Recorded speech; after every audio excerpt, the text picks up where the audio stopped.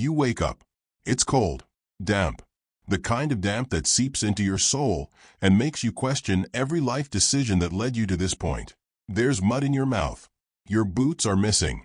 And you're face down in a mossy clearing surrounded by a very enthusiastic number of squirrels and judgmental crows. You sit up slowly, every joint popping like poorly made furniture, and try to make sense of your surroundings. You're in a forest. Or, more accurately, you're in the forest. Capital F medieval. Royal. And very, very illegal. Not illegal in the fun, oops, I jaywalk sort of way. More like, congratulations, you're now guilty of poaching, and that could technically get your ears cut off or your eyes scooped out, depending on the local sheriff's mood today. And you? You just woke up in the middle of a royal hunting preserve, which means you're already in trouble. And you haven't even opened your eyes fully yet.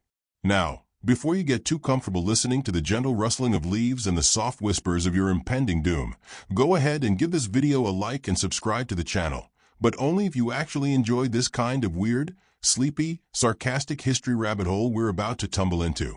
And let me know in the comments where you're tuning in from and what time it is for you. Seriously, it's oddly comforting to see who else in the world is lying awake at 2:46 a.m., contemplating the intricacies of 12th century woodland jurisdiction.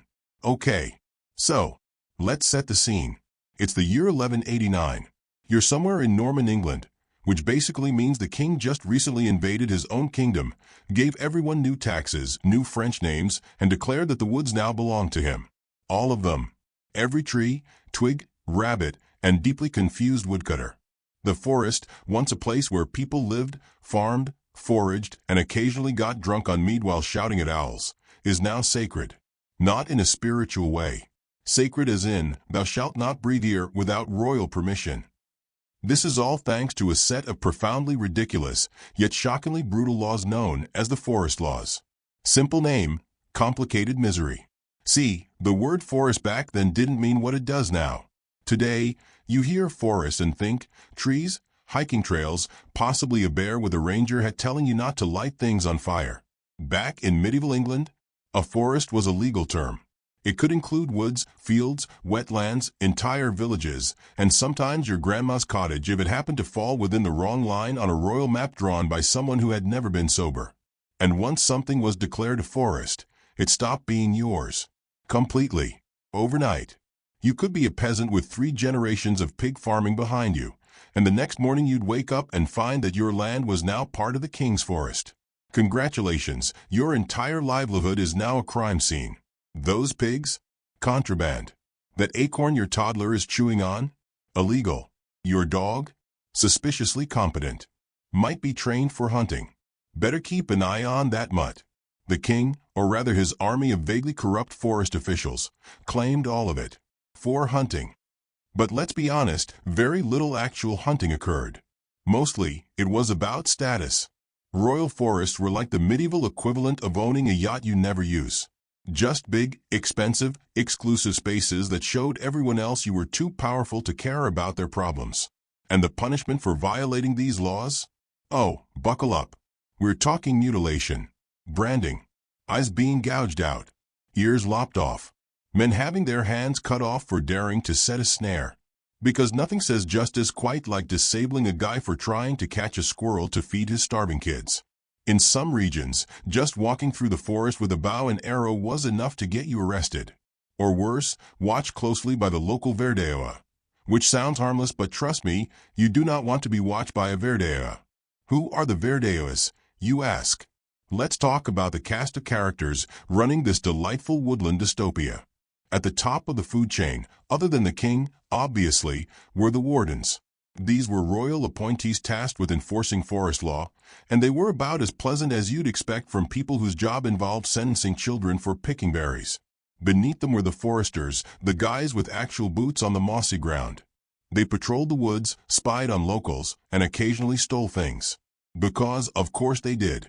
Then there were the verdeoas, a name which sounds like something out of a fantasy novel, but in reality just means forest judges with too much free time. They held court. Specifically, Swainmote and Eyre courts, and yes, those are real words. The Swainmote dealt with minor forest offenses, like you letting your cow wander into a royal glade. Air courts, on the other hand, were for the juicy stuff, like poaching, or chopping wood, or, heaven forbid, having a garden within forest bounds. And here's the fun twist: these courts didn't follow regular English law. No, forest law was its own terrifying beast. A parallel legal system with its own rules, its own officials, and absolutely zero sense of chill. Let's say you're caught with venison. That's deer meat. That's a big no-no. The deer, or vert in venison, as the law poetically puts it, are the king's property. Killing one is essentially high treason. At the very least, you're looking at imprisonment, mutilation, or a fine so large it makes your descendants bankrupt before they're even born. And what if you say, "But I didn't kill the deer. I found it. It was already dead"? Doesn't matter. Possession is guilt. That venison in your stew pot might as well be a confession note signed in blood. Your only hope is if a dozen of your neighbors swear on their various gods that you are, in fact, a good person who doesn't kill woodland creatures for fun. It's called compurgation, and it's basically a medieval popularity contest with very high stakes. Now imagine trying to feed your family in this scenario.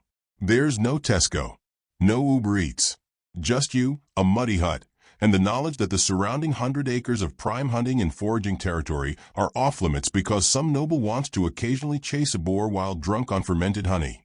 It's fine. You'll just eat turnips. Forever. Oh, and don't even think about cutting down trees for firewood. That's another crime. A sarding, they called it, the act of clearing forest land for farming. Illegal. Even collecting dead branches could land you in trouble. You were allowed a stover, which sounds like a fancy medieval spa package, but actually just means you're legally permitted to gather a few sticks, but only under strict rules and only if you didn't sneeze while doing it. And if you did sneeze? Well, now you've startled the king's pheasants. And we can't have that. Let's take a brief moment to appreciate just how weirdly bureaucratic this whole system was. There were official forest boundaries, which were marked and mapped and re-evaluated during something called a perambulation, a walking survey conducted by officials and local witnesses, where everyone would march around the edge of the forest like a very grumpy conga line, pointing at rocks and trees and trying to remember if that ditch was there last time. These perambulations were often ceremonial and involved chanting. Because if there's one thing medieval people loved more than punishing the poor, it was holding very serious processions with ridiculous hats. You could even petition the king to disafforest your land. Sounds promising, right? Just ask nicely, maybe fill out some parchment paperwork, and get your village removed from the king's playground. Easy. Except no. It was slow, expensive, and frequently ignored. You had better luck bribing a squirrel to act as your lawyer. Now, let's talk deer. Because no history of medieval forest laws would be complete without the deer. These creatures were not just animals. They were sacred symbols of the monarchy, which is deeply unfortunate for everyone else because deer are, objectively, the worst freeloaders in history. They destroy crops. They ruin fences. They multiply like rabbits. And you can't touch them. Not even to protect your food. If a herd of royal deer invades your field and eats every last stalk of barley, you can't lift a finger. You have to just stand there, weeping softly, while your winter food supply becomes venison poop. But don't worry. If the deer do too much damage, you can file a complaint with the king, who owns the deer and really likes them. Spoiler, the complaint will go nowhere. You will still starve. But at least you followed protocol. So yes, welcome to medieval England's royal forests, a legal fiction wrapped in a nightmare dipped in moss, where the trees have more rights than you, where poverty is punished, and nature is just another trophy in the aristocratic game of look how much land I can ruin. You can lie back now. Close your eyes. Picture the soft rustle of leaves, the damp chill of fog rolling through the underbrush. Imagine the distant clip-clop of the forester's horse, patrolling for suspicious peasants. You're not poaching. Not today. You're just admiring, existing, breathing very quietly, but also nervously. Because technically, even breathing might be a crime. You're still lying in the forest. You've drifted off a little, lulled by the ambient woodland sounds, the wind through the trees, the distant hoot of an owl, and the unmistakable scratchy scuttling of something that may or may not be a rat the size of a cat. Either way, you're awake again. Congratulations. The fog hasn't lifted. If anything, it's thicker. Damp will stick to your skin, and you're beginning to realize that medieval fashion was 90% chafing, 10% lice. You stand up, bones protesting like an elderly peasant union, and try to make sense of your surroundings. There are no trail signs, no maps, no ranger stations, just trees. Infinite, confusing, monarch-owned trees. You are, officially, in a maze built entirely of future firewood that you're not allowed to touch. Let's talk about the insanity of daily life under forest law. Because yes, people lived in these forests. Not everyone had the good fortune of being born into a thatched cottage outside the bounds of royal land. No, many peasants lived right inside these designated forest zones, which is like being born in the middle of an open-air crime scene with 0 exits and no bathrooms. To survive, you needed permission for everything. Want to let your pigs roam the woods to fatten up on acorns? That's called pannage. And yes, you'll need a license. Want to chop down a sapling to repair your leaky roof before the rain turns your home into a medieval swamp dungeon? You'll need houseboat rights. Want firewood? That's a stover. Fence posts? That's hedgeboat. If your cow wanders into the trees, you might need agistment rights. This wasn't just bureaucracy.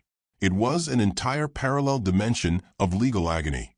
Every stick you picked up had to be properly accounted for, because failure to follow protocol meant fines, arrests, or worse, being presented at the next forest court.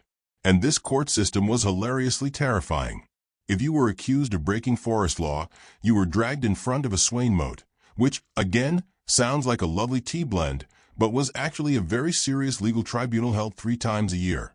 You'd stand in front of a jury of local men, often neighbors who hated your goats, and try to explain why you were carrying 2 dead pheasants and a suspicious amount of firewood. Let's say you fail to convince them. You get bumped up to the Court of Air. This was the Royal Forest version of Judge Judy, if she also had the power to sentence you to lifelong mutilation. And remember, you couldn't just plead ignorance. That wasn't a thing. If you said, "Oh, I didn't know this tree was part of the king's forest," the officials would laugh, shake their heads, and possibly confiscate your oxen as a learning experience. Even your animals could get you in trouble. If your pigs wandered into the forest and started digging up the ground, as pigs famously do, they were considered destructive. They could be seized, killed, or you could be fined for their behavior. Basically, your livestock had to obey forest law, too. Which is extra fun when you consider that pigs are not exactly known for their understanding of 12th century legal codes. And then there's the concept of waif and stray. Sounds poetic. It's not. Waif referred to unclaimed property. Stray was a lost animal. If your sheep wandered into the forest and nobody claimed it within 3 days, it was now the king's sheep. Because why not? He didn't already have enough land, deer, birds, and your will to live. What if you tried to fight back? Some did. There were rebellions. Quiet ones. Angry ones. Passive-aggressive ones. A lot of peasants became furtive experts in illegal survival. They learned how to snare a rabbit without leaving footprints. How to roast a pigeon without smoke. How to memorize the patrol schedule of a local forester. Forest poaching wasn't just a crime. It was a craft. You had to be clever. Because foresters and verdeoas had the authority to question anyone, anywhere, at any time. Their word was law. And, shockingly, they didn't always use this power for good. In fact, bribery, extortion, and general corruption were so common they were practically part of the job description. Want to hunt a deer and not lose your hands? Better have something nice for the forester. Like money. Or your neighbor's cow. Or your firstborn son. You know, the usual. And the king? Oh, the king was very into this system. It wasn't just about maintaining land. It was about control. The royal forest was a symbol of absolute authority. The king could take land, criminalize survival, and still have enough time to go hunting once a year while wearing ridiculous feathered hats. It reinforced the idea that the monarch wasn't just a political figure, he was practically divine. If the king wanted the squirrels were his. There was a point where nearly a third of England was under forest law. 1/3. That's like if the government today declared that a third of the country was now a presidential picnic area and you could be fined for touching a daisy. That's the level of absurdity we're talking about. And people hated it. There are entire ballads and stories about outlaw heroes who fought the system. Robin Hood, for example. Yes, He's fictional, but also extremely historically plausible. Not because he robbed from the rich and gave to the poor, but because he dared to hunt deer in the king's forest, and that alone made him the medieval version of an anarchist folk hero. Let's take a moment to appreciate how incredibly petty some of the actual charges were. There are historical records, real court rolls, that document people being fined for picking berries, breaking twigs, having a dog that was too long, cutting turf, gathering honey from wild bees, being caught near a deer corpse with intent to stew. In one famous case, a man was found with cooked venison and said he had found the deer already dead. His defense? It looked very fresh. The court, not amused, fined him 2 shillings, which was roughly a week's wages, for having good instincts about roadkill. Another record shows a woman fined for picking mushrooms, because apparently the king needed those for his royal omelet. And yet, despite the absurdity, people adapted. Entire communities became quietly brilliant at working around the rules. Black markets developed. Secret codes were whispered. Fires were built underground. And yes, children were trained to keep watch for patrols.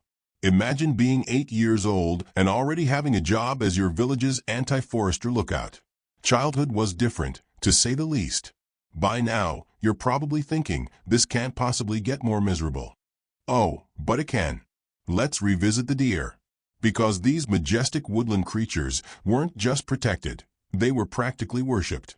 If someone so much as looked at a deer wrong, it was considered a breach of the peace. Killing one was an act of defiance.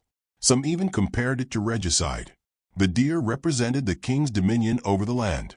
You weren't just killing an animal, you were insulting the very foundation of royal authority.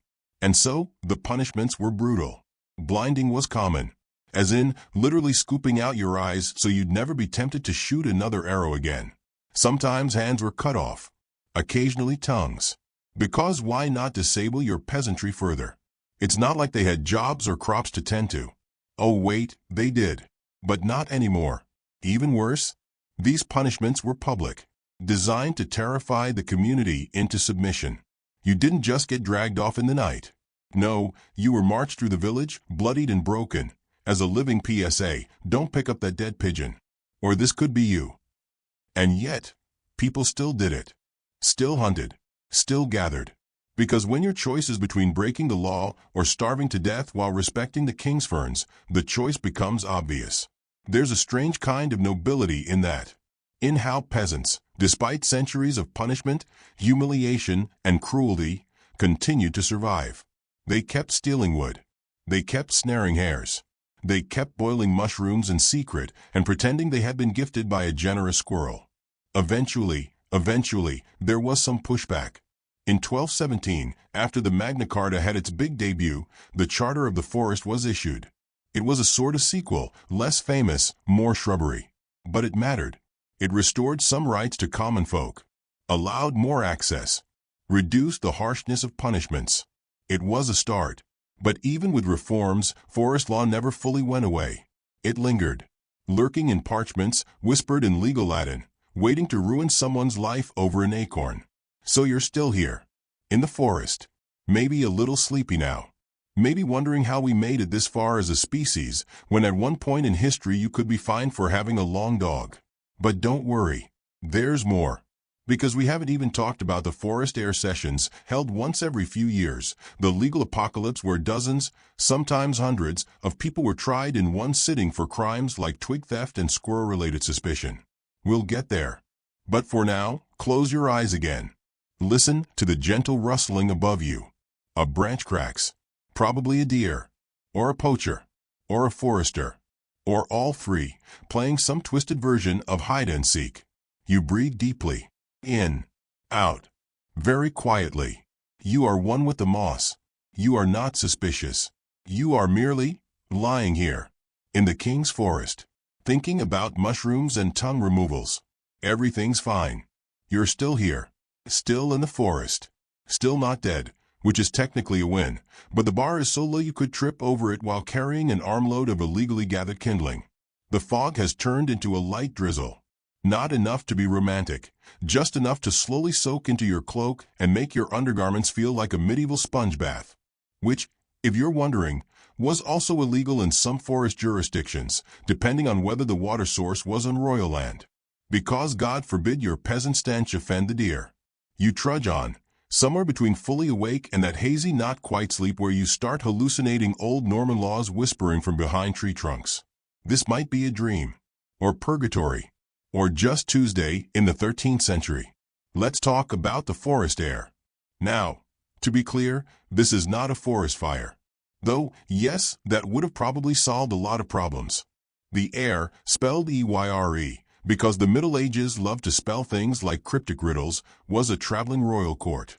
Think of it like a high-stakes medieval pop-up shop, except instead of overpriced tote bags, it was selling fear, fines, and emotionally traumatizing verdicts. The forest air happened roughly every 3 to 7 years, depending on how mad the crown was about the state of its squirrels.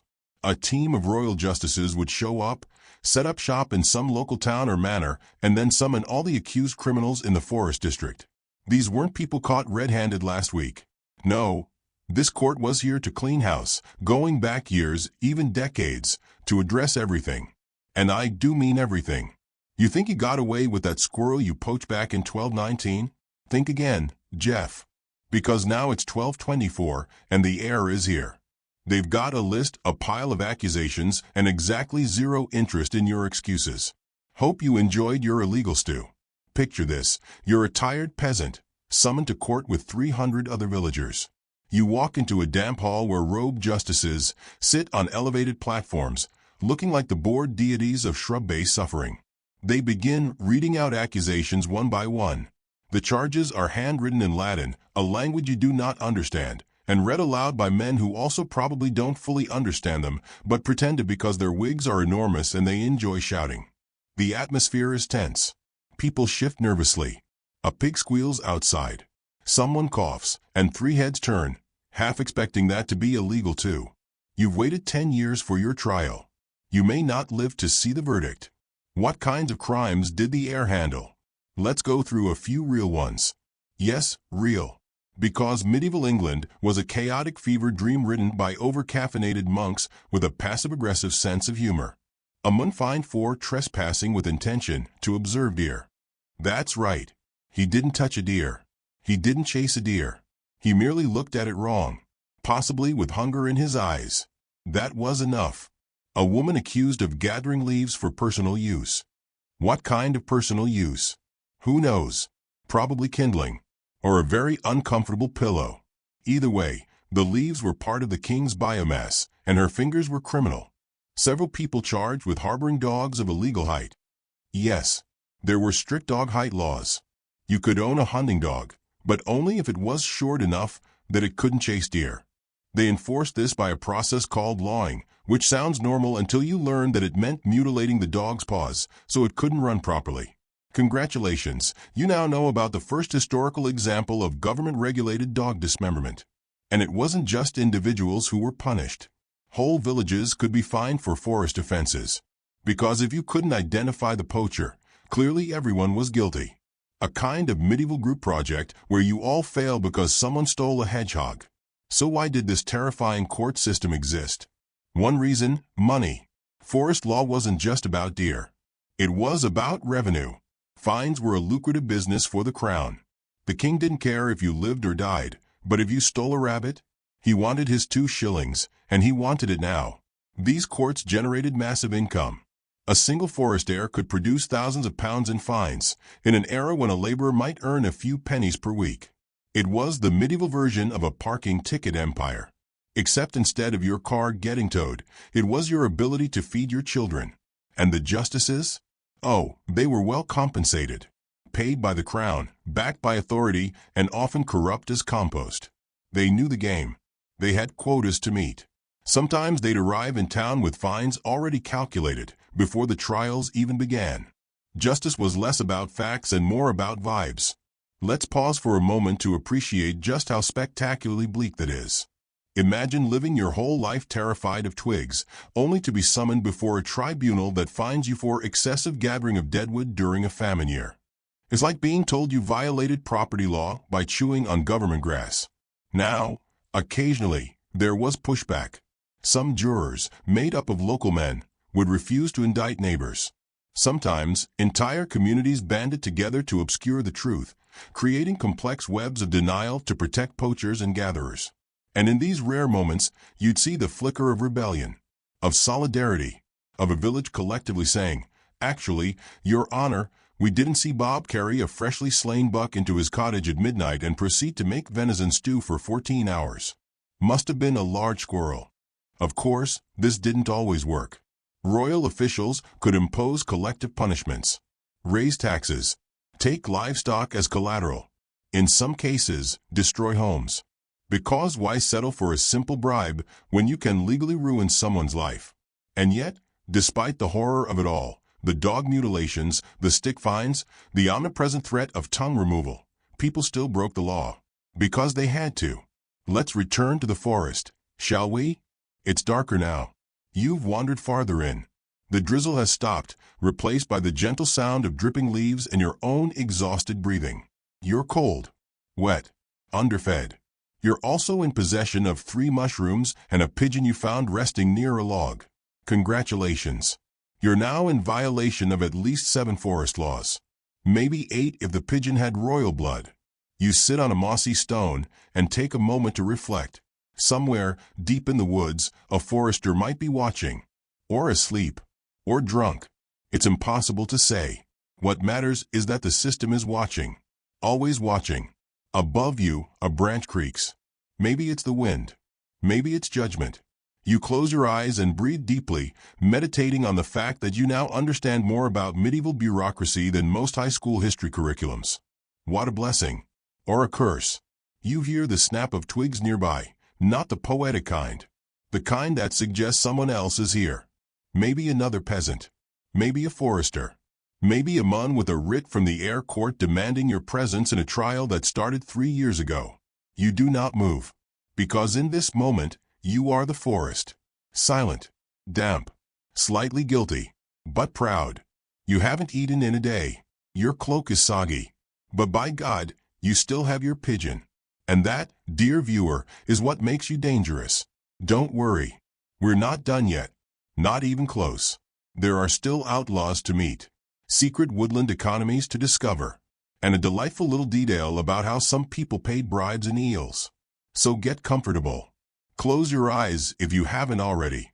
Let the forest envelop you like a low-budget sleeping bag made of damp moss and 800 years of paranoia. You wake up in a ditch. Again. This time, you're not entirely sure if it's still part of the forest or just the edge of a very confused field trying to escape jurisdiction. The line between forest and everything else was always flexible in medieval England. And by flexible, I mean entirely dependent on how badly the king wanted your turnips. Your clothes are crusted with yesterday's damp. Your knees ache. Something near your ankle might be moving. It could be a hedgehog. It could be divine punishment. In this economy, it's probably both. You sit up. Slowly. The sun is just rising, or possibly setting. Hard to tell through the eternal drizzle-filtered light of royal oppression. But you're alive. Which is an accomplishment. Statistically speaking, most medieval peasants didn't even get to finish a full biography. You're also technically an outlaw now. That's right. You. With your innocent face, your stolen pigeon, and your absolutely suspicious handful of moss, are officially part of one of the least glamorous criminal classes in history, the Greenwood Outlaws. Because sometimes, when you can't pay your fines, and the forest court says, "Turn up to explain yourself or we take your last chicken and your soul," and you do not, in fact, turn up, congratulations.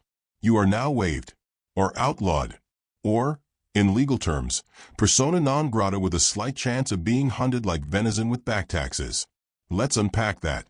In medieval England, to be outlawed wasn't just a cool badge of rebellion you wore while wearing a hood and robbing nobles. No, it meant you were legally dead. Outside the protection of the law. Anyone could kill you on sight without penalty, and no one was allowed to help you. It was, essentially, the crown's way of saying, you're cancelled. But with arrows. And the forest? That became your home. Outlaws lived among the trees, surviving on whatever wasn't bolted down or protected by forest law, which, if you recall, was mostly bad air and the occasional worm. Some were career criminals. Others were desperate peasants wrongly accused. Some were people who just didn't turn up to court because they were busy being alive somewhere else. Others were political enemies, or people who had committed one of the 73 minor sins against badger habitats. The Greenwood was their refuge, but also their prison, because stepping into town meant instant recognition and possible execution. So you stayed in the woods.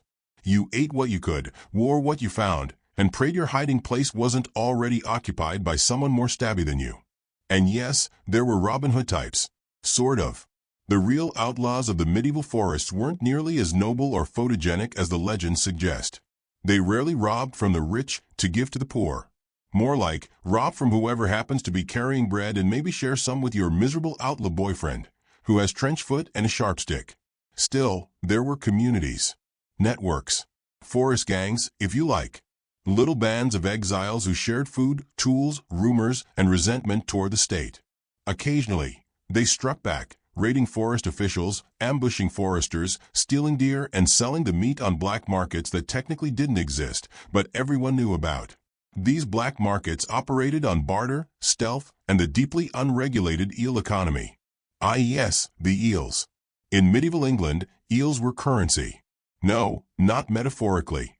Literal slimy, snake-like water creatures. You could pay rent in eels, taxes, bribes, church dues.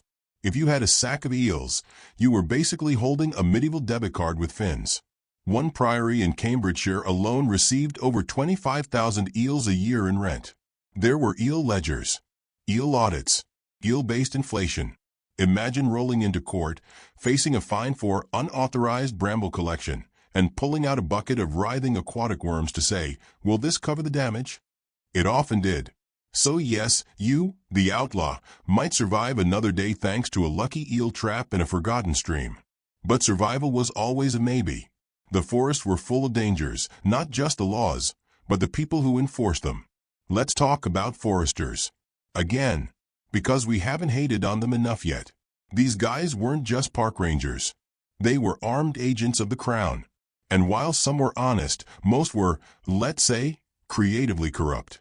A forester might fine you for walking too loudly near a sapling, or demand a bribe to ignore the goose you definitely didn't poach, or steal your shoes and claim they were made of illegal leather harvested from royal cows. And if you resisted, good luck. They had weapons, authority, backup, and more importantly, plausible deniability. There are records of foresters framing villagers, taking their property, arresting them for crimes that didn't happen. One 13th-century forester named Geoffrey de Langley was famous for planting deer carcasses in people's gardens just to find them. I'd say don't be like Geoffrey, but honestly, Geoffrey was the system.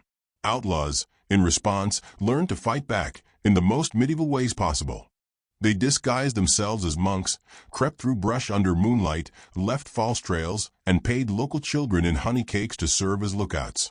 One outlaw even trained a crow to alert him to the sound of horse hooves. We do not deserve birds. Over time, the line between outlaw and folk hero began to blur.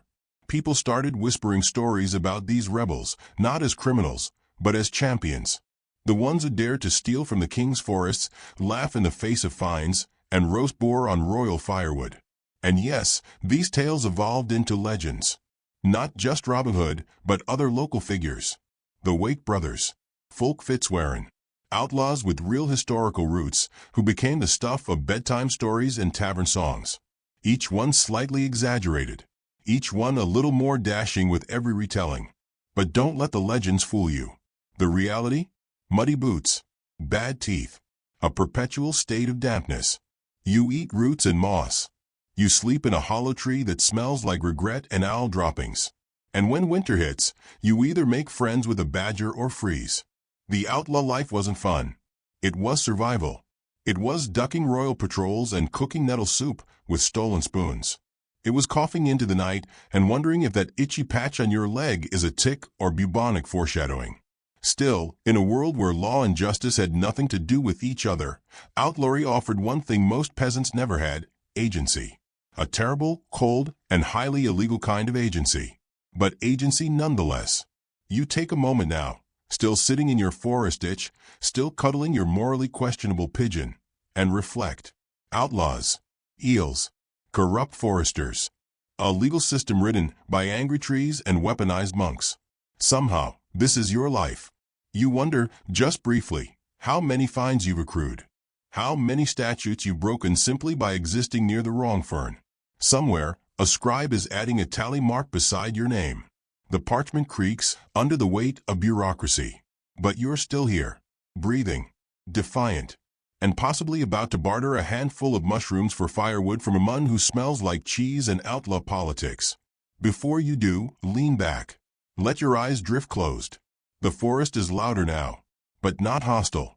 A distant owl, the crack of a twig, the whisper of someone not paying taxes. And you rest. Because next chapter, we're going deeper. Into the noble courts, the whispered forest conspiracies, and that one time a royal deer was accidentally turned into sausage by monks who swore it died of natural causes. Sleep if you can. But don't forget to listen for hooves. You awaken to chanting. Not the fun, Gregorian kind. This is more, murmured, uneven, possibly improvised. Somewhere between spiritual and I forgot the lyrics, but I'm too embarrassed to stop. You open your eyes to find yourself inside a building, a rarity, considering most of your medieval experience thus far has involved being wet, cold, and aggressively bark-adjacent. But now, there's stone under your back. The faint smell of old wax, damp straw, and what might be meat.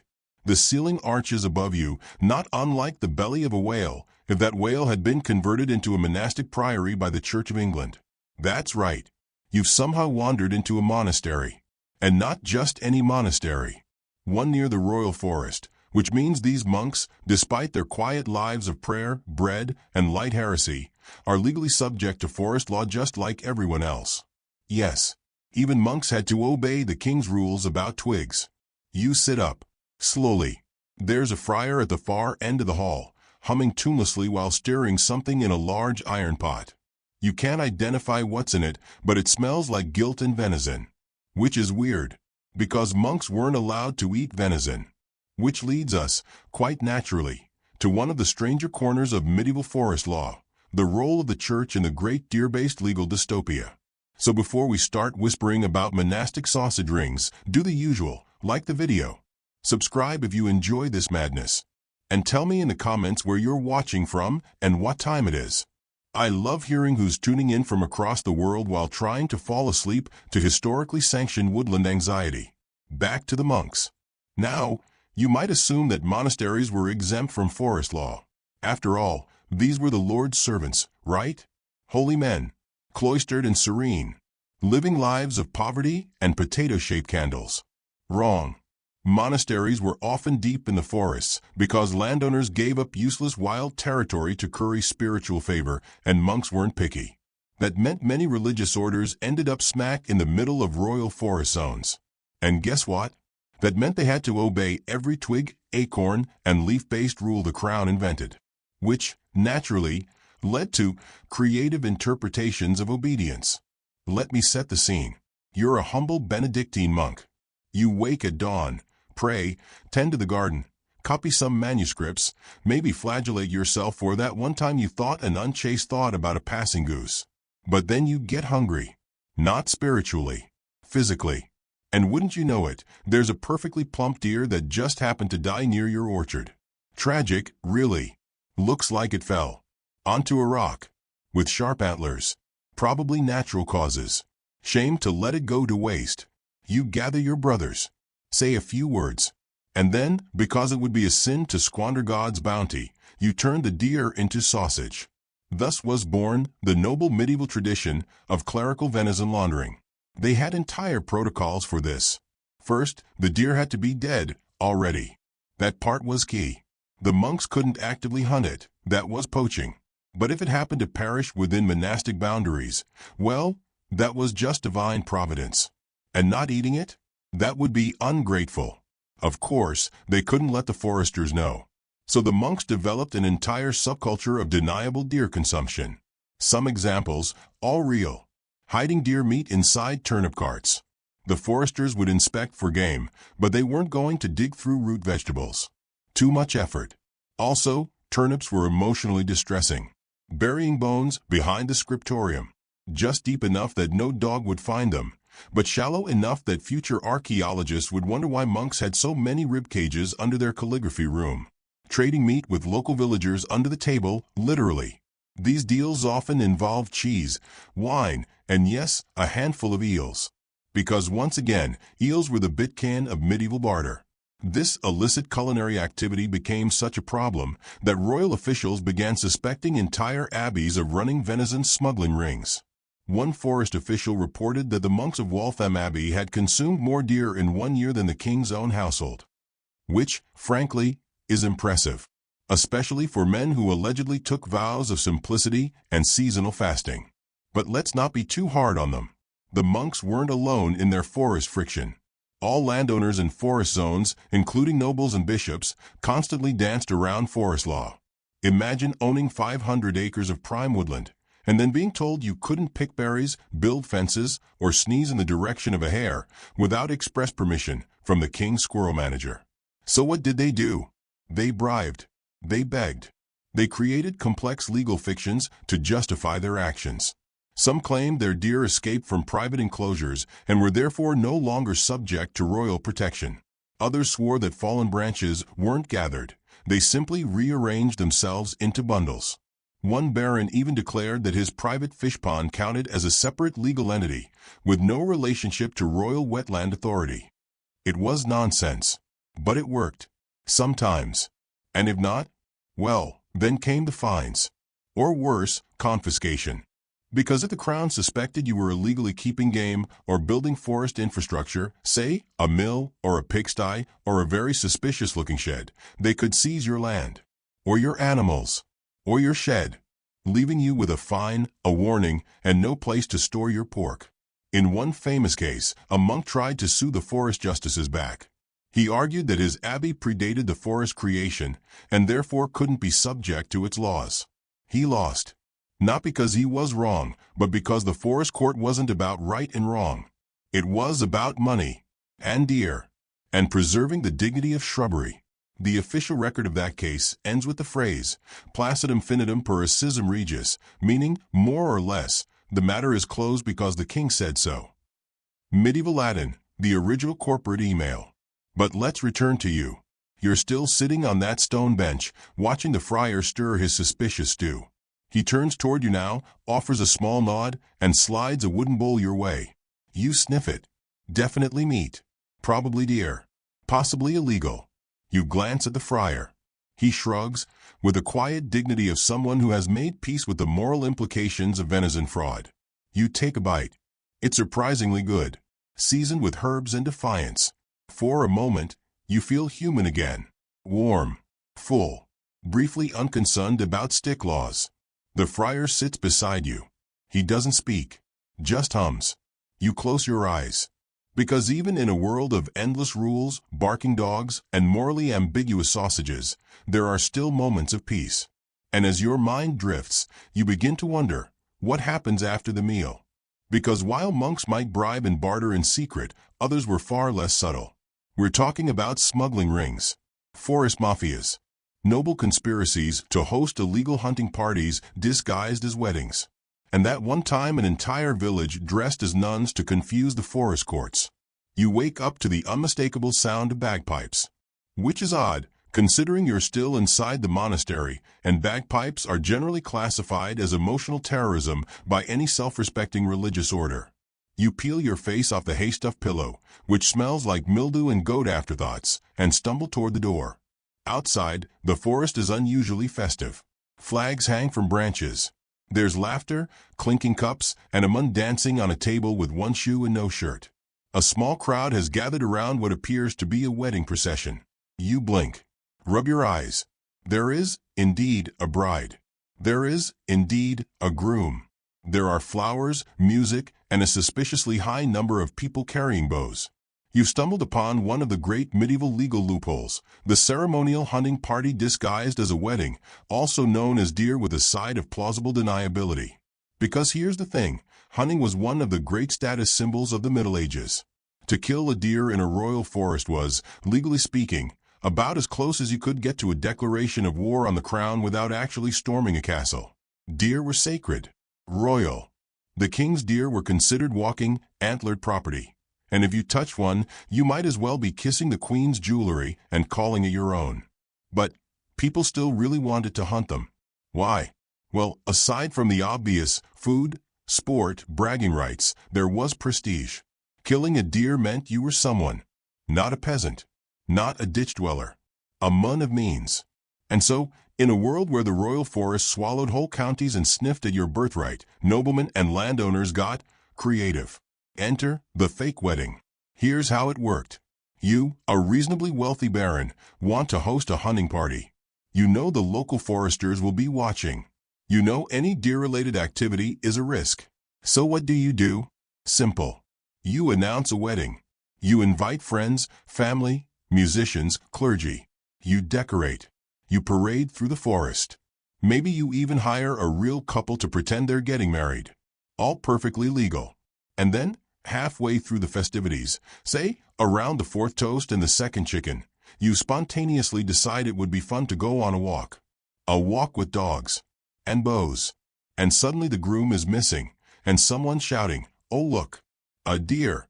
And now half the wedding guests are in full chase through the underbrush, while the priest very politely pretends to be deaf. Foresters might show up. But what can they do? You're dressed in lace and wine. The bride is crying, either from joy or brambles, and everyone swears this is just a happy accident. Besides, the deer clearly ran into the arrow. Repeatedly. And the meat? Oh, that's for the wedding feast. Tradition. It's not just weddings, by the way. Other legal camouflage tactics included pilgrimages through forests, would just so happen to involve large numbers of armed men walking near known deer paths while singing aggressively off-key hymns. Feasts of St. Hubert, the patron saint of hunters. Technically religious. Mostly venison-based. And my personal favorite, the baptismal chase, in which a noble family celebrated the baptism of a child by, naturally, galloping through royal woodlands with dogs and lances to chase a stag as a blessing. Medieval subtlety, a masterclass in "this is totally legal if I squint hard enough." Of course, the crown didn't love this. In fact, they tried, over and over, to tighten the rules. New edicts came down. Weddings in forests had to be registered. Armed festivities needed permits. And any bride found in possession of archery equipment could be fined, interrogated, and possibly exorcised. But the thing about nobles is, they're like raccoons in brocade. Lock one door, they'll find another. Sometimes quite literally. In the mid-13th century, there was a documented case of a nobleman building a garden that stretched 40 acres into royal forest land. He claimed it was for contemplation. The king's foresters discovered it was full of deer, traps, and one guy named Edgar who just really loved contemplative bow hunting. And what happened when they confronted him? He shrugged and said, "Oh, I thought this was part of my orchard." Sure, Edgar. Your orchard has antlers. But don't think it was only nobles bending the law like dried willow. Villagers got in on the action too. In some forest parishes, entire communities would dress up in religious garb, monks, nuns, wandering friars, and parade through the woods singing psalms, clapping tambourines, and very conspicuously looking for deer. If stopped by a forester, they would claim to be enacting holy rites. If successful, they would disappear into the trees and reappear hours later with divinely acquired meat. One village even trained their children to cry on command if approached by forest officials. Nothing disarms a grizzled lawman quite like a 6-year-old screaming, "He killed our goat," while covered in berry juice and plausible innocence. And the children were the lucky ones. Because poaching, when caught, could still be brutal. You could be fined, flogged, imprisoned, maimed, and yes, even executed. Especially under the harsh reigns of kings like William Rufus, who once ordered a man hanged for molesting a stag. To this day, no one knows exactly what molesting meant in that context. Possibly just looking at it funny. But the forest wasn't just about deer. Let's expand our field of view here. You know what else people smuggled under the radar of forest law? Wood, bark, peat, fish, honey, even ferns. Yes, ferns. Because according to some interpretations of forest law, certain kinds of undergrowth were technically the king's property, and you could be fined for collecting it without permission. Which led to the birth of another underground economy, the midnight foliage exchange. You haven't truly lived until you watched three 14th century grandmothers bickering over a bundle of contraband elderberry branches behind a barn while keeping lookout for men in green hats. Sometimes these illicit forest activities got organized. Entire families would turn forest crime into a multi-generational business. One parent would poach the deer, another would process the meat, a cousin would bribe the officials, and grandma would cook the stew and sell it out of a hidden window like the world's saddest medieval drive-thru. Some villages even ran lookouts on nearby hilltops, lighting signal fires or using church bells to warn of approaching forest patrols. It was like a neighborhood watch system, except everyone was watching the cops while illegally smoking squirrel jerky. Still, the penalties loomed large. One misstep, one wrong branch, and your name could end up in the forest roll, the official record of fines, crimes, and legal mischief. These were detailed documents kept by clerks whose hobbies included ink smudging and spelling Richard with 4 unnecessary letters. Your name could live forever in those rolls. John of Ditchfield, fined for gathering bracken unlawfully. Agnes the miller's wife, caught boiling venison stew during Lent. Roger of Kent, found with 3 eels and no explanation. And just like that, your forest life would change. But tonight, as you watch the bride toss her garland, which narrowly misses a drunkman falling into a duck pond, you let yourself enjoy it. The music, the laughter, the roasted something on a spit. Sure, the groom might vanish later and reappear with deer blood on his boots. Sure, the priest might be carrying arrows under his cassock. But for now, it's a wedding. And weddings, like all things in medieval forest life, are just cover stories waiting to unravel. You lean back against a tree. The bark scratches your shoulder. Someone hands you a cup of weak wine mixed with honey and hope. You close your eyes. You wake up flat on your back. There's a damp chill in the air. You're lying on moss. Not the nice kind, either, not the soft, velvety moss of fantasy novels and overpriced terrariums. This is the scratchy, slightly decomposing moss that smells like a goblin's armpit, and a bog had a very unromantic baby. A crow is watching you. No, really. Perched on a low branch, head tilted, beady eyes unblinking, probably judging your fashion choices, which, to be fair, consist of mud-streaked linen and a tunic that smells increasingly like regret and illegal turnips. You sit up slowly, joints creaking like a tavern door during tax season. The clearing you're in is oddly symmetrical. There are stumps arranged in a circle. A wooden platform in the center. A large, solemn tree looms at one end, its branches arching like the fingers of an unimpressed bureaucrat. And on the platform stands a man in fur-trimmed robes, holding a long scroll and a look of permanent disappointment. Congratulations. You've wandered into a forest assize. Or in modern terms, court is now in session. The crime is fungus. Now, let's take a breath here. Yes, you heard that correctly. Medieval forest law wasn't just about deer, or trees, or the occasional illegally roasted hedgehog. It was also about mushrooms, nuts, ferns, bark, even windfall fruit. Basically, if it grew, crawled, or fell inside the king's forest, it belonged to the crown. And if you picked it up without a license, you were committing what was known as a vert offense. Yes, vert. As in green stuff. So here you are, accused of malicious mushrooming, which, while it sounds like an indie folk album, is actually a finable offense under forest law. The judge clears his throat. The scribe readies his quill. The crow blinks. Let's talk about how utterly terrifying medieval forest justice was. First off, these courts were mobile. They were held deep inside the forest themselves, so the officials could, really soak in the mood. They were called forest airs or forest assizes, depending on the century and your tolerance for French-sounding words. Judges, usually royal justices in ludicrously expensive robes, would travel from forest to forest, dragging along clerks, scribes, and a cart of legal documents thicker than your average peasant. When they arrived, they'd summon every freeman, villain, monk, and confused shepherd in the area to account for any forest crimes committed since the last session. Some people had been waiting years. Yes, years. Because forest heirs could take up to a decade to rotate back to your area.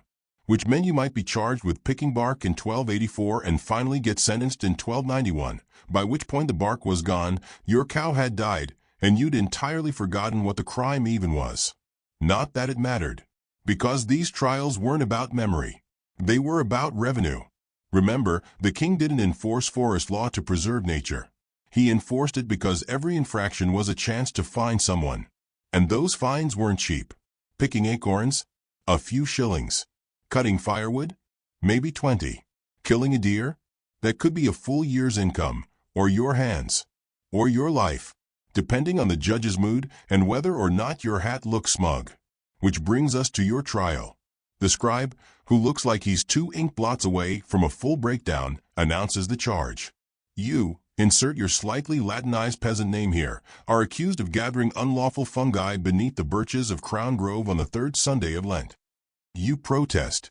You weren't gathering mushrooms, you were relieving yourself. The mushrooms were just in the vicinity. The judge raises an eyebrow. This is not going well. Let's take a detour, shall we? What exactly made something a forest crime? There were 2 categories. Vert, crimes against greenery, trees, plants, foliage. Venison, crimes against animals, especially deer, but sometimes boars, hares, and other things with twitchy noses. Vert crimes could be as minor as collecting fallen branches without permission. Venison crimes? Much more serious. But both were enforced by the terrifying triumvirate of the Verdeaus, yes, real name, who were unpaid forest officials with big egos and bigger hats. The foresters who patrolled, arrested, and sometimes mysteriously found deer meat in their own kitchens. And the Agisters, who managed grazing rights and looked permanently disappointed in everyone. All of them could bring charges. All of them took bribes. And all of them had about as much chill as a plague doctor at a summer picnic. You know what else could get you fined? Letting your pigs wander into royal oak groves without paying pannage. Fishing in royal streams without a stamped license, yes, even if the fish jumped into your bucket. Cutting turf for your roof without express permission, which is how one man was fined 3 shillings for building a hut during a rainstorm. His defense? I was wet. The judge's response? So is the law. And if you tried to weasel out, they'd call for proofs. Proofs meant finding 12 people, often your neighbors, to swear that you didn't commit the crime. This was less evidence and more popularity contest. If your neighbors hated you, say, because your goat was loud, you were probably doomed. Back in the clearing, the judge is droning on. He's quoting from the Essays of the Forest. You've stopped listening. The crow is now on the platform. It's unclear whether it's a witness or a mascot. You sigh and think of all the people who came before you. That one monk fined for unauthorized squirrel possession. The villager fined for planting a cabbage patch on forest land. The widow accused of keeping bees near royal trees and fined when her bees were seen collecting royal nectar. Yes, even bees weren't exempt. So, what happened if you couldn't pay your fine? Well, options varied. You could be imprisoned, have your property seized, or, in extreme cases, be outlawed, literally declared outside the protection of the king. That meant anyone could rob you, hurt you, or ignore you, and no one would be punished. You became a ghost with very poor dental hygiene. Some people, when faced with this choice, went fully rogue. They vanished into the forest, became bandits, joined outlaw gangs, or started new lives as wandering charcoal burners, which was the medieval equivalent of quitting your job to become a full-time barista in the woods. You've probably heard of one of them, Robin Hood. Now, whether he was real or not is a matter of debate. But the legend captures something true. People hated forest law. It was seen as oppressive, arbitrary, and greedy.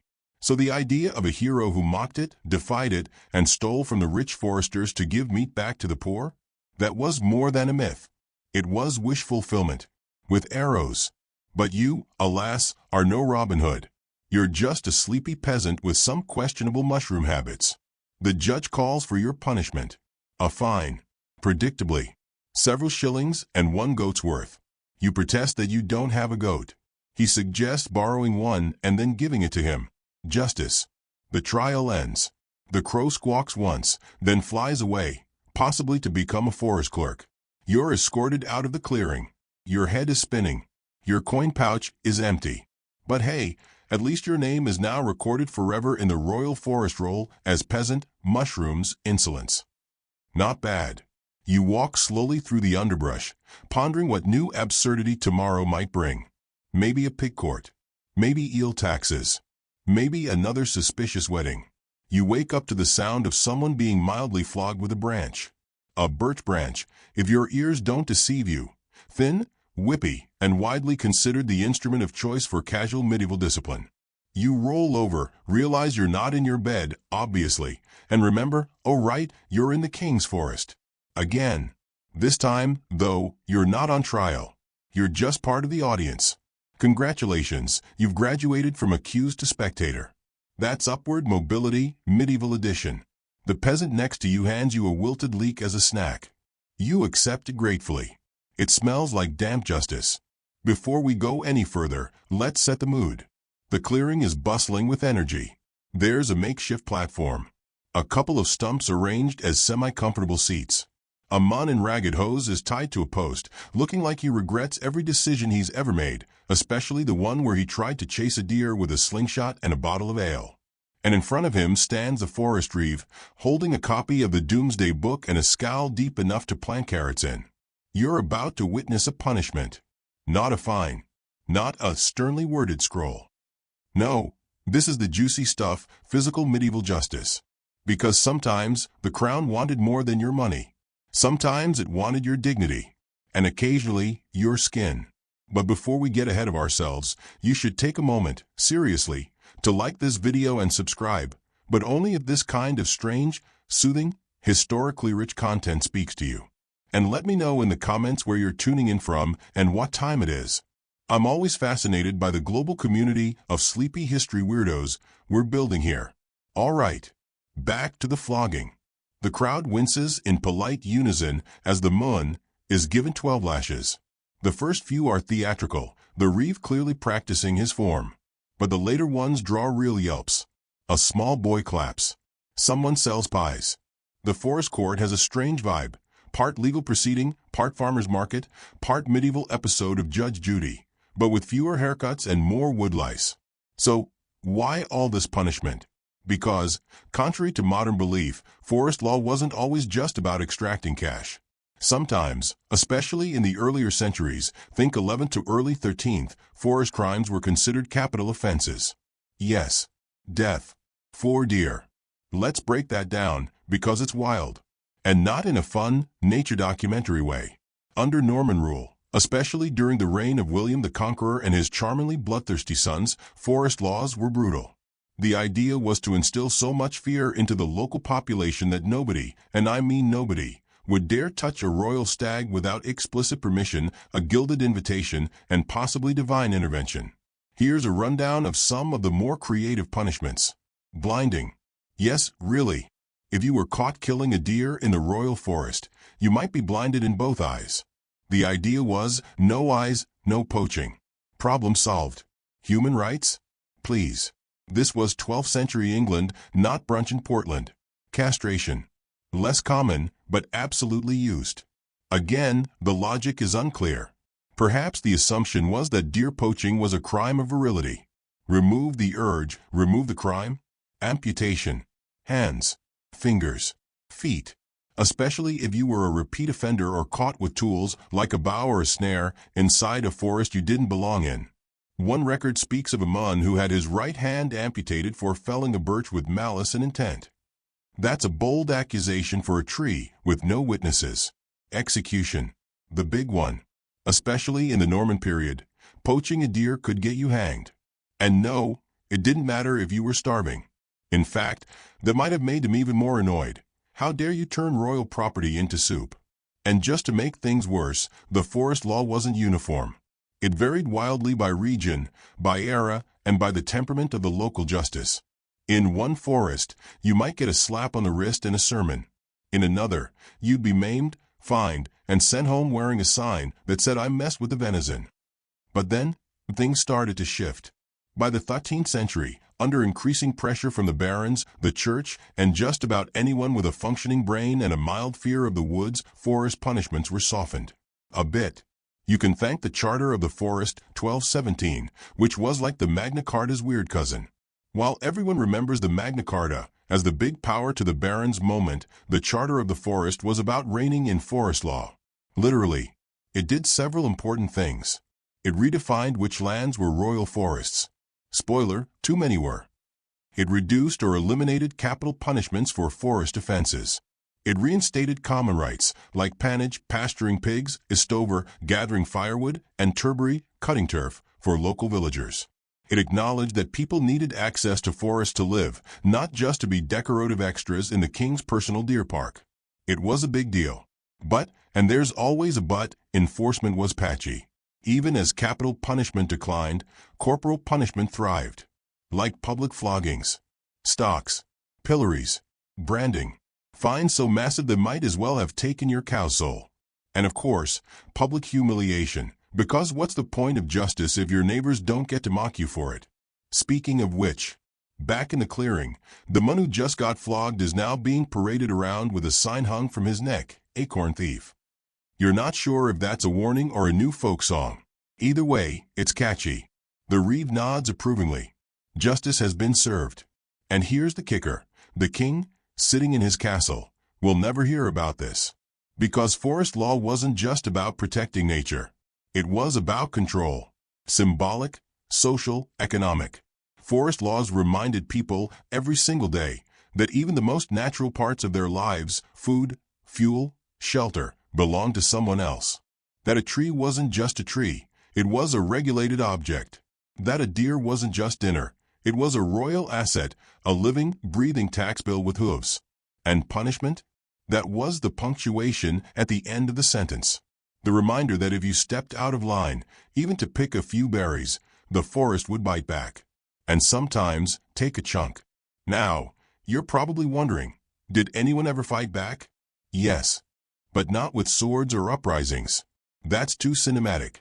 Most resistance came through subtle rebellion, gathering herbs under the cover of night, sending children into the woods instead of adults, because who's going to flog a 7-year-old? Bribing the foresters with cheese and gossip. Or just playing dumb. Oh, I didn't know that was a royal squirrel. Forest crimes were committed constantly, because people needed to survive. The crown couldn't realistically enforce all of its rules. So forest law, over time, became less about stopping crimes and more about managing when and how people were punished. A balancing act. A slow dance between oppression and practicality. And as you watch the next accused man, this one guilty of twig smuggling, get sentenced to 5 lashes and a scolding from a man in a hat shaped like a beehive, you realize something important. This whole system, it's not about justice. It's about ritual. It's about showing everyone who owns what. About reminding people they live on borrowed land. That the green, leafy world around them is not free. It's leased, conditional, surveilled. It's about power. And power, in the medieval world, often wore moss. The crowd begins to disperse. The reeve packs up his sticks. The scribe stretches his ink-stained fingers. You finish your leek and toss the root into the bushes, technically a minor offense, but no one's watching. You stand. And once again, you wander into the deeper forest, where the trees whisper secrets, the mushrooms judge silently, and the deer, smug and illegal, dance just out of reach. You wake up in a bed of moss. Not the good kind of moss, either. Not the soft, fairy tale kind that woodland creatures might frolic in while singing ballads about justice. No, this moss is damp, squelchy, and currently attempting to absorb your elbows. Which is rude, honestly, because you didn't even trespass this time. You merely slept. In a hollow. During a full moon. In a royal forest. Okay, maybe that technically counts as vagrancy. But who are you to keep track of the legalities when you're being stared at by a goat with judgment in its eyes and what appears to be a slight overbite? Welcome back. You're still in the royal forest. Still surrounded by trees that belong to the monarchy. Still digesting yesterday's pie, which was 40% crust and 60% anxiety. But today, we're going to do something a little different. We're going to talk about the people who actually lived here. Yes, people. In the forest. Because contrary to the romantic nonsense you see in films, where forests are either entirely empty or exclusively inhabited by morally ambiguous bandits with washboard abs, medieval forests were absolutely filled with people. Not tourists. Not nobles with hunting dogs and entitlement. Real people. Scruffy, stubborn, underfed, and perpetually covered in bark. So take a deep breath. Smell that? That's the scent of damp wool, tree sap, smoke, and chronic taxation. Delicious. Let's start with the obvious. There were foresters. These were the officially sanctioned, bureaucratically inclined guardians of forest law. Think of them as nature cops with absolutely no chill. Foresters came in several exciting flavors. Verderos, who were in charge of preserving the vert and venison, that's the greenery and the game animals. Yes, those two things got their own VIP protection detail. Foresters proper, who patrolled, investigated crimes, and likely spent 85% of their time looking dramatically at hoofprints and muttering about jurisdiction. And AGIsters, who managed Panage, that charming seasonal event where villagers would release pigs into the forest to forage for acorns, thereby briefly transforming the woods into a chaotic pig rave. Now, these men were technically servants of the crown, but in practice, they were the unofficial landlords of their wooded territories. If a peasant wanted to graze a cow or gather firewood, they needed to pay the forester, not always in coin. Bribes were common. Think cheese. Think ale. Think other favors we won't name in a sleepy history program. Foresters were powerful, and often wildly corrupt, which, in medieval terms, just meant they were doing their jobs with enthusiasm. But they weren't alone out here. No, the forest was also home to entire communities of semi-legal residents. They were a curious blend of necessity, stubbornness, and medieval paperwork avoidance. These people fell into several delightfully vague categories. First, there were the woodwids. Not to be confused with foresters, woodwids were basically underpaid tree babysitters. Their job was to protect timber, the valuable kind used for ships, beams, and trebuchets, from poachers, rot, or overly ambitious beavers. They lived in cabins that leaned slightly to the left and had approximately 400 spiders in each sock drawer. Then there were charcoal burners. Now, if you're imagining an ancient mun with soot-streaked cheeks and a mysterious past, congratulations, that's almost accurate. Charcoal burners lived deep in the forest, tending to slow-burning stacks of wood covered in turf and soil. Their job was to create charcoal for blacksmiths, which meant they had to guard the smoldering heaps constantly. So they built tiny, sad huts nearby and existed in a kind of smoke-induced solitude. Charming. They were considered a bit weird, even by medieval standards. Some towns believed charcoal burners could talk to spirits or predict deaths or smell guilt, mostly because they never bathed, rarely blinked, and had a habit of appearing out of nowhere just as someone dropped a sausage. Moving on. The forest was also home to colliers, swinehoods, and hermit monks. Yes, monks, who lived in wooden chapels and mumbled Latin into the ferns. These holy men were technically here for quiet contemplation, but often ended up being free medical clinics, drunken confessors, and unofficial referees for local pig disputes. And speaking of pigs, let's not forget the peasants, the regular folk. They lived on the edges of the forest, in tiny hamlets that clung to legality by a thread. These were the villagers who depended on the woods for survival. They gathered sticks, picked berries, hunted rabbits, even though that was technically illegal unless the rabbit died of natural causes, had a signed royal release form, or spontaneously volunteered itself. These villagers had an intimate, complicated relationship with the forest. They needed it, but they weren't allowed to use it freely. Imagine living next to a grocery store that was fully stocked, bursting with food, but where everything was padlocked, surveilled, and royally cursed. You could see the resources. You just weren't allowed to touch them. So what did people do? They got creative. And sneaky. There's an old English term, a sarding. It means clearing woodland for farmland, secretly. Villagers would quietly chop down trees at night, burn the stumps, and plant barley or oats. If caught, they'd claim it was an ancient right. Or say the trees fell down in a storm. Or blame the charcoal burners. Everyone always blamed the charcoal burners. In truth, the forest was a landscape of constant negotiation, between survival and legality, between tradition and royal policy, between the sound of a snapping twig and the looming threat of a fine so large it could bankrupt your cows. And here's the fascinating part. Despite the crown's attempt to lock down the woods, these people created cultures of resistance, oral traditions, secret trails, hidden berry patches, passed down across generations like sacred knowledge. Your great-grandfather might have shown you the safe path through the brambles. Your grandmother might have taught you how to cook squirrel in a way that didn't make your mouth tingle ominously. Knowledge was survival, and the forest was both enemy and ally. Now, not everyone in the forest was born there. Some fled to the woods. Disgraced nobles, escaped serfs, unlicensed minstrels, disappointed alchemists. Occasionally, someone just tired of taxes. The forest was where people disappeared. Not always to die, sometimes to live differently. There are records of entire outlaw communities forming in the wilder woods. These weren't just Robin Hood knockoffs. They were diverse, chaotic groups of real people. Thieves, widows, foreigners, escaped apprentices. They created rough shelters, cooked stolen turnips, possibly held singing contests. They were rarely romantic, often desperate, but sometimes freer than the villagers who lived under the daily thumb of the local reeve. Speaking of which, let's talk about the reeve. Every village had one, the sheriff's local enforcer. They didn't live in the forest, but they patrolled it, not to protect it.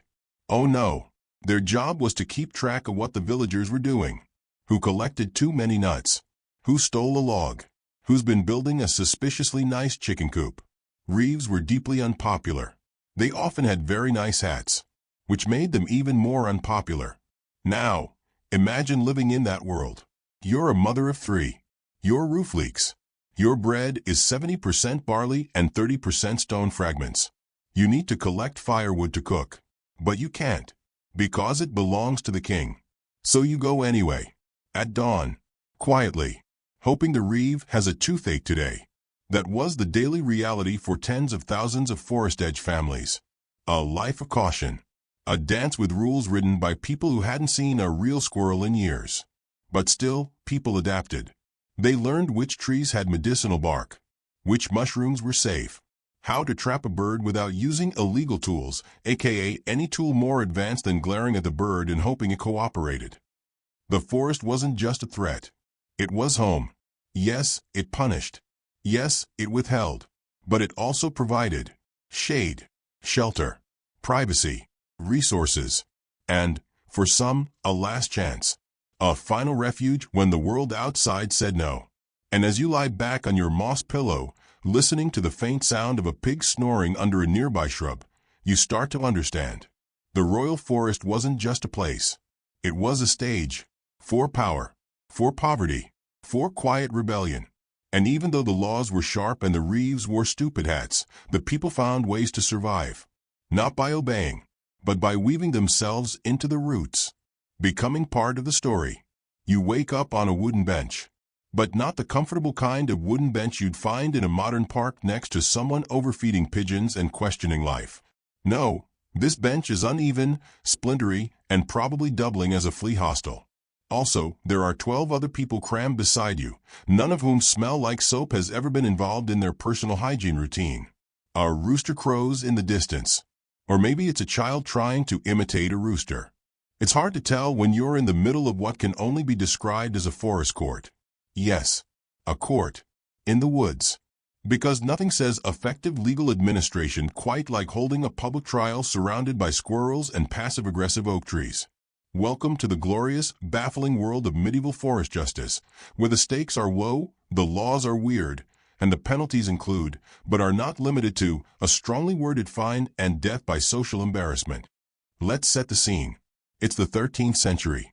You've been accused of illegally gagging fallen branches on royal land. The evidence?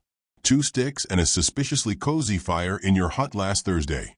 You are now required, by law, to attend forest court. What is forest court, you ask? Glad you did. Forest court was a parallel legal system designed specifically to enforce forest law, that tangled thicket of rules we've been snuggling into for the last 9 chapters. You know, don't hunt deer, don't cut wood, don't breed near the royal squirrels, etc. The forest courts didn't operate like regular courts. No glamorous judges in wigs. No jury of your peers who look like they regret their life choices.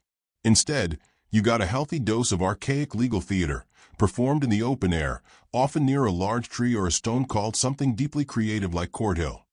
There were 2 main types of forest courts. And yes, they sound like something out of a Monty Python sketch. First, we have the Court of Attachment, also known as the 40-day court, because it was held every 40 days, like a grumpy medieval menstrual cycle. This court was the administrative workhorse. It didn't deliver punishments. It simply recorded offenses and summoned offenders to the real court. Think of it as the petty tattletale of justice. Your name would be written down in a gloomy-looking parchment by a clerk who hadn't smiled since 1215. Then came the big one, the Swainmote. No, it's not a creature from folklore. It's a real court. Despite sounding like something that would emerge from a swamp and ask you riddles. The Swainmote was held 3 times a year and dealt with the important business of managing common rights like pannage, pig release, agistment, cattle grazing, and someone's uncle who keeps stealing ferns. It was attended by 12 sworn men of the forest, usually local freeholders, who probably just wanted to get back to their turnips. These men were like a mini jury, except without formal training or any real legal consistency. Their job was to confirm that, yes, Roger from Ashwood did indeed let his goats wander into a royal glade, and yes, they made a mess. But the grandest, most theatrical of all was the justice in air. Try not to pronounce it like air unless you want to be corrected by a medieval reenactor wearing a felt hat and armed with historical smugness. Air was the term for a traveling circuit court, and the justice in air was the king's man. He showed up maybe once every 3 years, maybe, to deliver big-time royal forest justice. The justice in air was always a serious figure. Probably wore velvet. Definitely had gout. His arrival was a major event. Villages would buzz. Dogs would panic. Local nobles would dust off their least blood-stained tunics. And why all the drama? Because this court could deliver real punishment.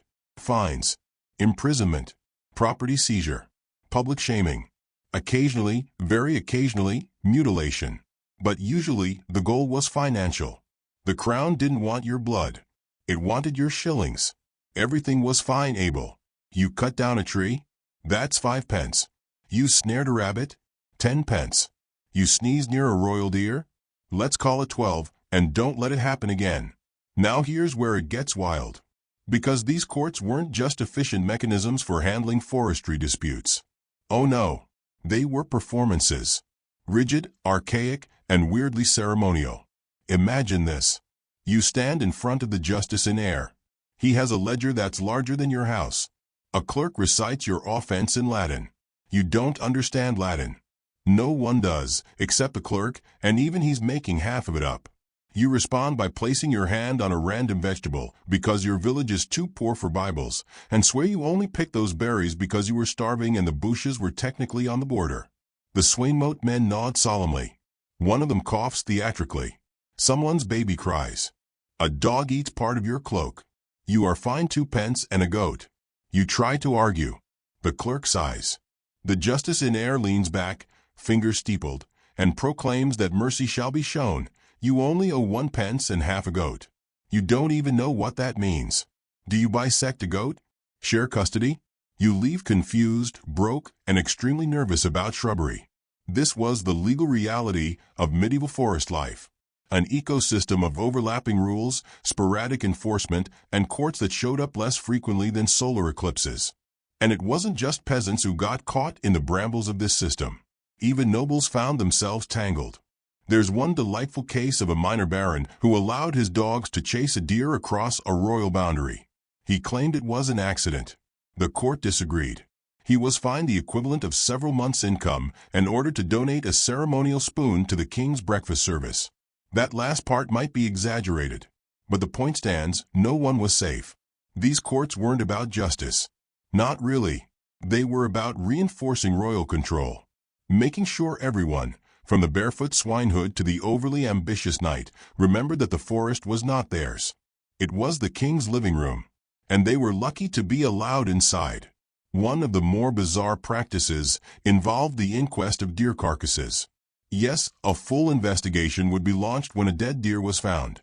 Kind of like CSI, Oakshire. Witnesses would be interviewed. Tracks analyzed. Bark examined for signs of a struggle. Occasionally, someone would dramatically shout, "It was the reeve," only to realize the reeve was standing right there, holding a wheel of cheese. These deer weren't just animals. They were considered quasi-royal beings, protected with more vigilance than most royal nephews. Killing one was like treason, but fuzzier. Now, were these courts effective? That depends on your definition of effective. If the goal was to create fear, confusion, and a healthy black market for mushrooms, then yes, extremely. But in practice, enforcement was inconsistent. Forest officials were often corrupt. Bribery was rampant. And if you knew the right words or the right people, you could usually escape with your ears intact. Still, for the average person, these courts were a looming threat.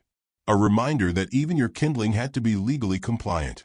And that, my friend, is why so many peasants developed excellent night vision. Because the forest courts didn't operate at night. So that's when you gathered your firewood. By moonlight. Quietly.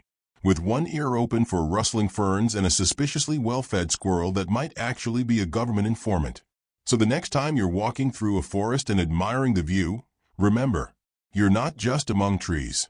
You're in what was once a minefield of laws, patrolled by underpaid men in itchy tunics and presided over by judges who thought deer had legal representation. And yes, someone really was tried for bark theft. They claimed it fell naturally. The court disagreed. They were fined 2 shillings and made to apologize to the tree. Which, honestly, might be the most emotionally intelligent moment in medieval jurisprudence. Now, lie back. Let the courtroom fade. Let the moss resume its gentle conquest of your spine.